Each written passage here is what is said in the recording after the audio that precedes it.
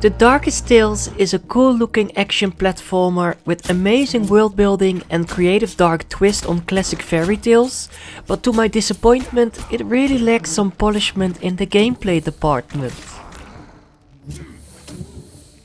I have already played and reviewed the demo of this game on this channel, and back then I complained about the combat feeling really generic and button mashy. And I also didn't really enjoy the many cutscenes and conversations, or rather banter, between Teddy and Lighty that broke the flow of the game. Luckily, you can kind of fast forward through these cutscenes now, but then you will miss out on the story. The gameplay, however, still feels really sluggish and sometimes unresponsive. There were many times I tried to jump, but Teddy's jump was a bit delayed, or he didn't even jump at all.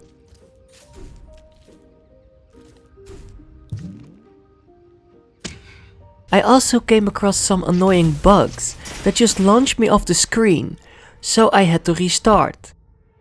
Some boss fights are also really buggy, or just not well executed. I mean, I really enjoyed their design and their twisted look and personality. But gameplay wise, they weren't really that enjoyable to fight against.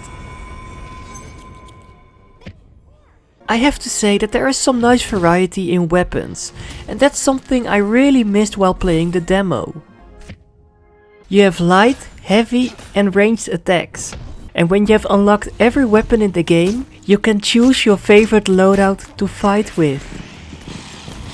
This and the additional skill tree made the combat a lot more enjoyable than it was in the demo. But it's still very button mashy. Especially in the first few levels when you only have your pair of scissors. The combat feels so generic and the enemies take a lot of hits to die. But when you start unlocking more weapons and different attacks, the combat becomes a lot more enjoyable. I promise you. So yeah, I'm not the biggest fan of the gameplay, but I still would recommend this game because of the creative and really fun world building and set pieces. Seeing all the dark, twisted versions of these classic fairy tales and fighting against these iconic characters was just really fun. I also really enjoyed that the developers sometimes combine 2 or even more fairy tales together as some sort of a screwed up crossover. But at least I get to kill fairies, which is one of my favorite pastimes. I just really like the premise of this game. Playing through all these twisted fairy tale worlds and seeing how the plot revolves around them was just a really fun time. I was really excited for each world, because I wanted to see more and more of these horror-like scenarios. Please don't make me wait any longer. I also should mention that despite the rather charming look of this game, it's not a game meant for children, or for someone who doesn't really react well to gore, so keep that in mind. So in general, there's a lot to like in the Darkest Tales, but also a lot to dislike sadly, because the gameplay is not up to par with the fun premise and the cool world building.